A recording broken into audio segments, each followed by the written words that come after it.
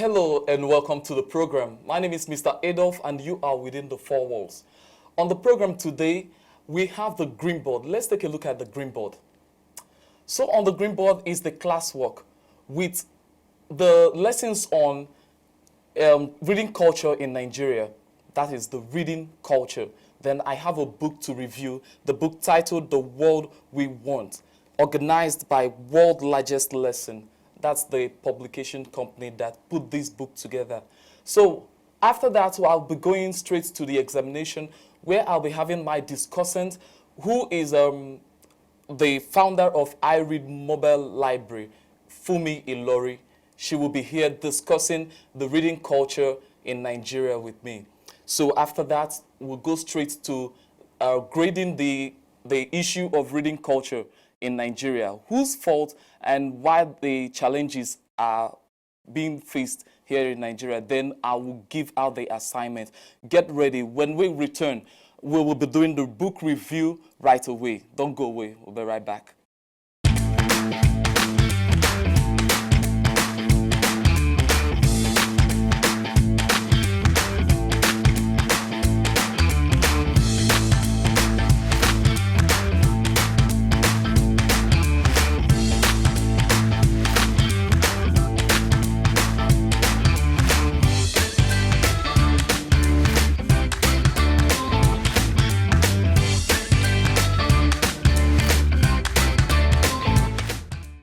Welcome back.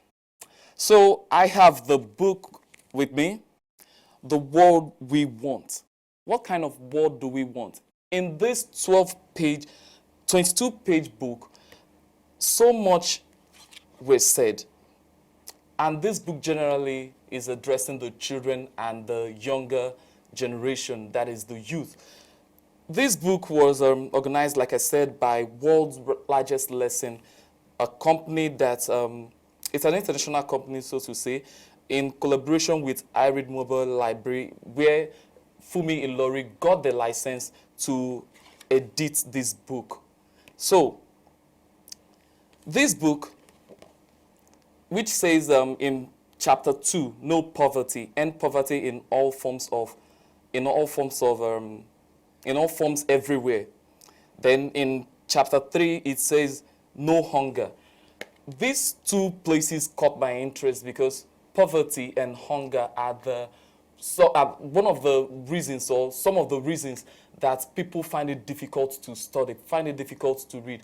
If you have enough food, if there is no poverty, you will feel relaxed, you will be motivated to study. So most times you wouldn't even want to blame any child who finds it difficult to concentrate in the class or who finds it difficult to read, because that child might be facing, some of these challenges caused by hunger and poverty. Conducive environments in school, say for example, or conducive environments at home or in the society would motivate a child to read, to study, to explore, to ask vital questions, to get ready to be exposed to, reading. And these are the reasons why reading culture in Nigeria, especially in Nigerian schools, are beginning to dwindle faster and faster as the day goes by. So this book is very interesting because the book addresses some of the major problems that we face in Nigerian educational system. So it also put out some of the goals that we should be looking out for a better world, for a better future. And I love the fact that this book focuses on the children, because children are the future, no matter how you think it is. Children are the future. And if we teach the children how to read, readers, they say, are the leaders of tomorrow. And we can't just say children are leaders of tomorrow without inculcating the reading culture in them right now, because they've got a future that is complex, a future that is wider, So they've got to start reading. They've got to learn to read. And with me on this program is Fumi Ilori, the founder of Mobile Library. Fumi Ilori, yes. I'm right? Yes, you are Fumi Ilori. All right. Thank you and welcome to the program. Thank you so much. Thank you for having me. You're welcome. So let me start by saying mobile library, the idea for mobile library is something that I would never think of, because I grew up in the library, in the traditional library situation where, from classroom you can go to the library, or from home you have the library at your local council where you can go and read. How did you come up with the idea of mobile library in the first place? Okay. Some time ago, I attended a leadership training, and at that program, we're told to dream. They said, dream big, and if you were to dream big, what would you dream about? It was an assignment. So I thought about it. Okay, let me dream big. What would it be? I said, to build the largest library in Africa. And when I wrote that down, it didn't even occur to me what I was getting into. I just wanted to earn the marks for the class. And eventually we're told to build up the dream and talk about the different things or people we're going to be needing to achieve the dreams.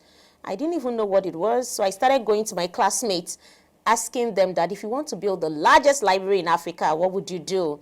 Who would you need? What would you need? And they were supplying me answers. What year was that, please? That was 2003. 2003? Yes. Okay, I would ask, were you able to get pictures or been to any big library or the biggest library in Africa? No. At the time, I didn't even have access. Even though I was teaching, I could only reach out to the school library. Okay. But I knew there was a gap. There was a gap between children reading and children willing to read. And that gap was what I wanted to bridge, to say, how would I inspire children to read? It took me 10 years before I could achieve that dream, because in 2013, I applied for a grant from the UWIN. It's the Youth in Enterprise in Nigeria.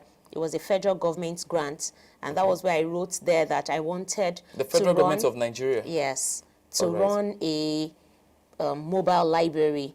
So when I did, it was 66,000 women that applied for that grant, and 6,000 women were shortlisted.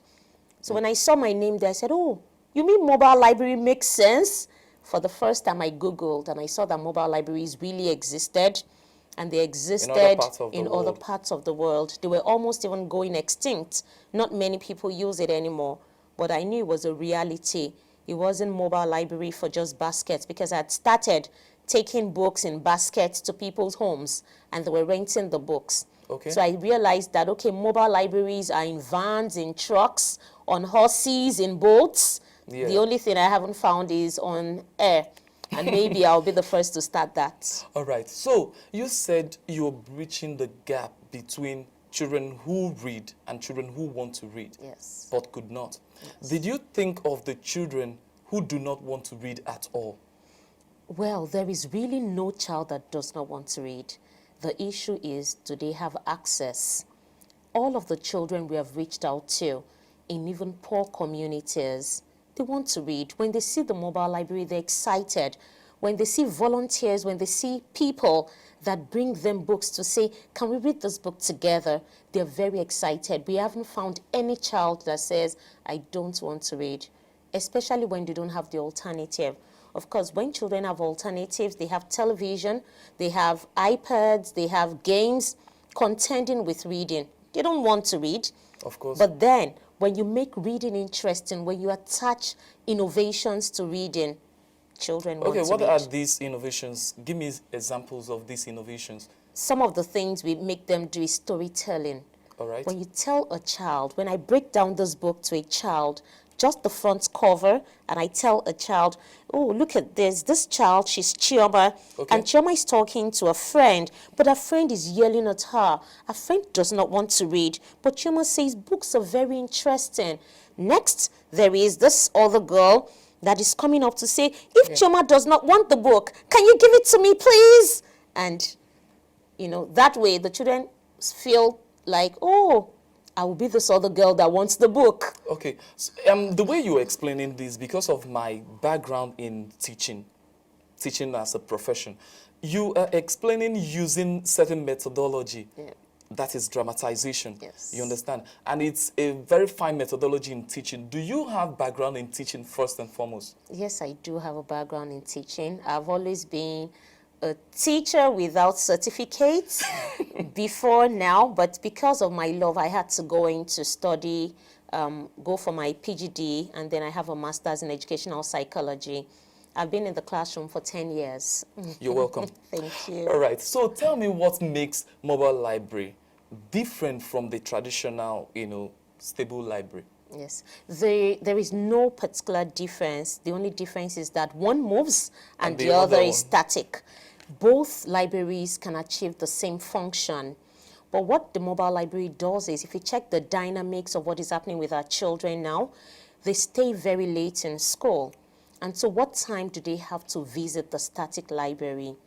Many times, even parents want the children to do other things outside of school. Of course. But then when the mobile library goes to their home, they have no choice. If Mohammed will not go to the mountain will come to Mohammed. That was the philosophy we looked at. All right. So for a young woman like you, making money is part of life, and it's exciting to make money. I don't know if you believe that. Yes, I do. Why didn't you think of buying and reselling books or so many other things that you can do with books that would bring money?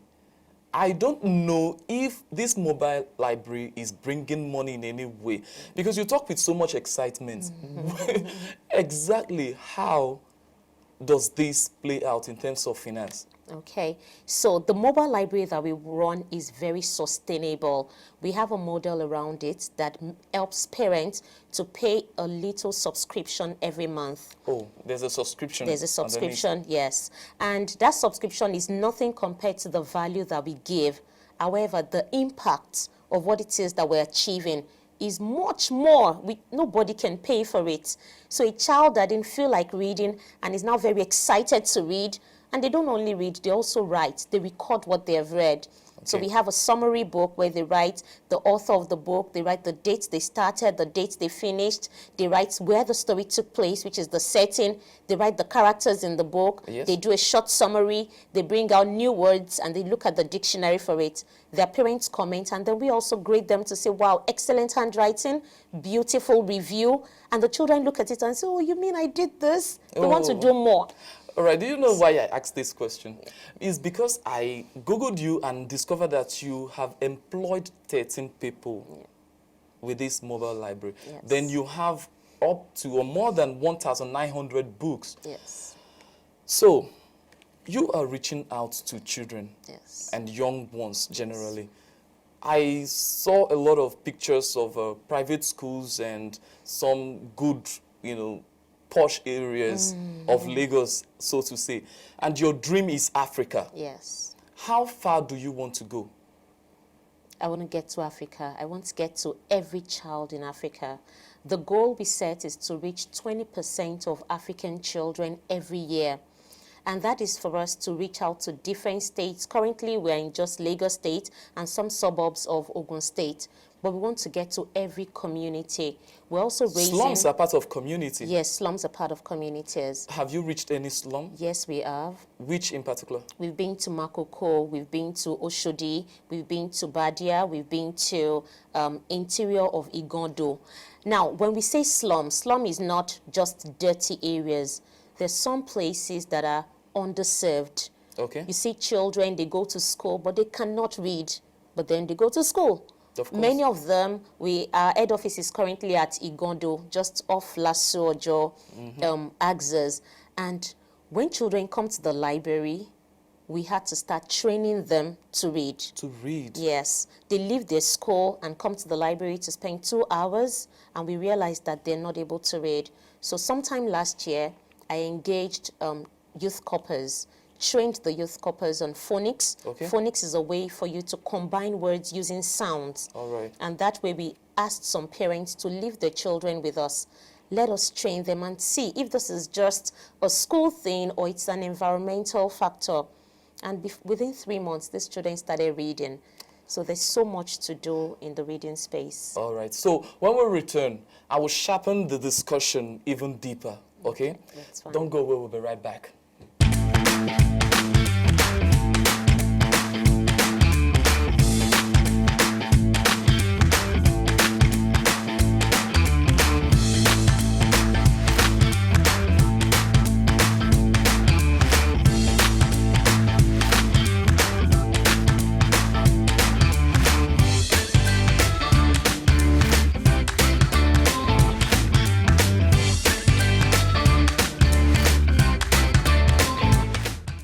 All right, you're welcome back. Still with me, Fumi Lori, the founder of Mobile Library, I Read.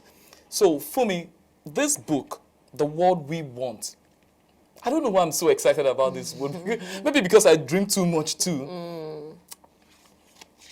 So many topics, gender equality. Yes. When a child is reading a topic like gender equality, like from this book, Yes. how would that, how is that easy for a child to comprehend in the first place? Yes. Or you people would teach a child what gender equality, for example, a child of 5 years old, you have to teach her or him gender equality. Yes. How are you going so to do that? The book in itself is already broken down for children to understand. However, myself and my team members also create stories that we can tell about this book.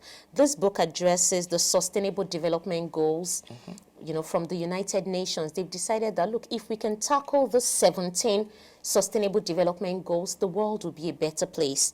We have no poverty in Goal 1, no hunger in Goal 2, good health, Goal 3, quality education, Goal 4. But talking about gender equality, when we addressed this issue, it had to do with Tosin and Ifunanya. Tosin was talking to Ifunanya saying that, oh, Ifunanya, guess what? I've just been admitted into the university. And Ifunanya said, oh, that's really nice. What are you going there to study? And Tosin says, I'm going to study automobile engineering. And Ifunanya just laughed. Why would you study automobile engineering? Are you a man? And Tosin said, no, I'm not a man. I'm a girl. I've been with my daddy helping him at the car shop since I was a young girl. And I can do anything that I want to do. Interesting. So when we break it down to the children, we tell them, boys can play football and girls can play football. Boys can dance ballet if they want to, and girls can dance ballet. If they want to. If they want to, yes. I don't know. Of course, I've seen videos of boys dancing ballet, but in Africa, I don't know. Some of the education is sometimes I ask the question, do you understand the African traditional system in the first place? To know that it's quite different from the European, European situation. Yeah. If a boy is dancing ballet, for example, in Nigeria, how would you see the boy? And that's why we're educating the children now to say, don't discriminate. If a boy feels like dancing ballet, allow him. If a girl feels like dancing or playing football, please allow her. And so many of those young children are already facing this gender inequality by boys telling them, you're a girl, you can come to the playground. And the girls want to play ball. And there's nothing wrong with that. So from this tender age, we teach them from ages 3, and they understand it. I wish I had a little girl or boy here, and they would explain it to you. And we tell them, look, if a boy wants to speak on TV, let him speak on television. If a girl wants to speak on television, allow them. So that way they begin to understand it, that allow girls can achieve goals and boys can achieve goals. All right. If not, they're just going to start discriminating, say, oh, only a boy can be the class captain and girls cannot be class captains. Or girls be the assistant. And girls will be the assistant. And that also affects us up to the presidential level to say women cannot be the presidents. They can be vice, but they can't be the president. So it boils down, when they understand it from this young age, it takes them above. Okay, so you speak with parents most of the times and even school owners. Yes. How do they respond to the idea of this mobile library? Parents and school owners respond positively. However, it's a bit difficult when it's our first time getting in there. They wonder to say, oh, mobile library, how does this work? But the question is, I don't know how I would open my gate, allow my children to walk into some vehicle that just parked by the street. Yes. and I might not be in that vehicle, and considering the security situation, anybody can print anything and customize the vehicle. Some parents might be skeptical. Yes. Have you faced such parents before? Yes, we have. iRead is presently moving to the 5th year. And so we had all of those challenges in our first, second, and even third year. Right now, we have a lot of schools and communities and parents calling to say, please come to our community. And we're the ones saying, we're sorry, our hands are full for now. Once we have more staff and volunteers, we can come to your community. People are no longer afraid. They know now that this mobile library is for real. But when we first started, we had that, even the estates would just close their gates to say, what are you bringing in this big van locked up? And it's when we open it, they just see books to say, really? Okay, so your focus seems to be only for children. Yes, I'm primary worried. and secondary school children. I'm worried. Okay. What is happening to the adults? Ooh, I think the adults have become very uptight. And we have many adults that read. For example, I read. I try to read a book a month. I set a target to read a book a month. But sometimes I do 2, 3, or 4 books a month. But then I don't go below a book a month. There are many adults that read. However, adults have many titles of books that they want to read. Sometimes you find an adult saying, I want to read a book on sharpening my eyesight. I want to read a leadership book that is going to hasten my steps. I want to read books on money. I want to read book on stomach and, pot bellies and all that. There's so much varieties that they choose from. Our focus is on enhancing the culture of reading. And so I see a young child and I say, oh, please, could you read this book for me? It's on Nnamdi Azikiwe. Wow. Just read it for me.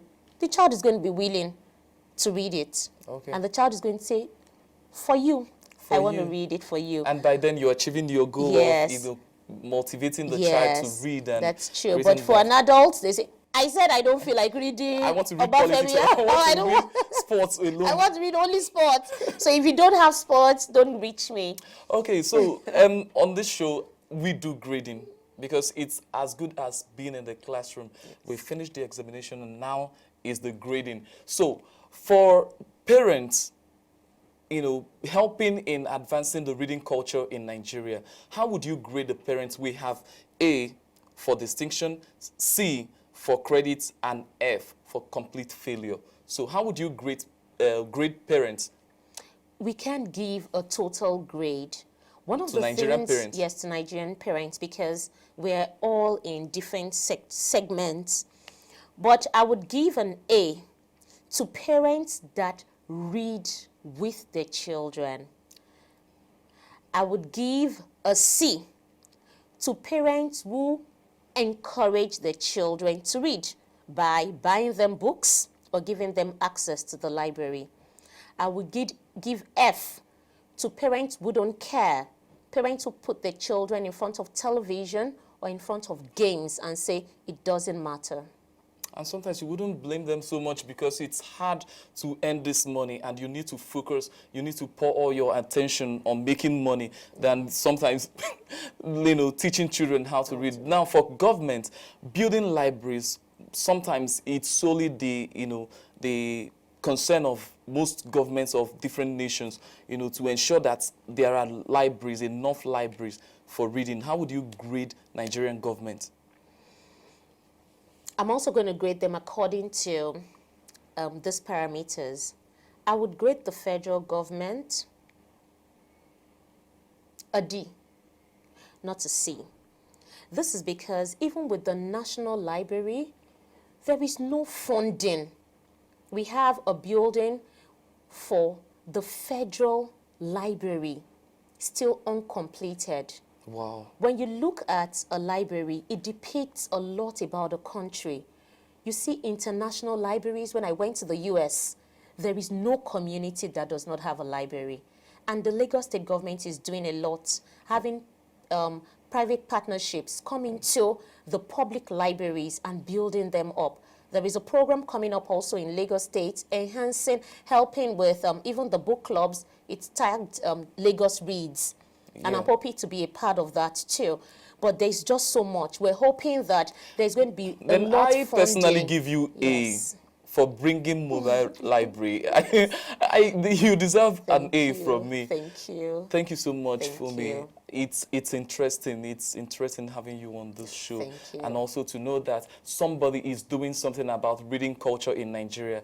We are campaigning for reading culture. Government, parents, all stakeholders, please, readers are leaders of tomorrow. So for the assignment, go on Forward on Facebook, and this is the assignment. Name 3 best authors that you know, your best authors, 3 best authors. Name them and tell us the books they've written and how these books have touched you. Thank you so much. It's wonderful discussing with you, Fumi Ayerolori. So, it's the end of the show, and I wanted to discuss more and more and learn so much from Fumi. This book, get a copy. It's exciting and it's an eye-opener to all the world goals. So see you next time on The Four Walls. Goodbye.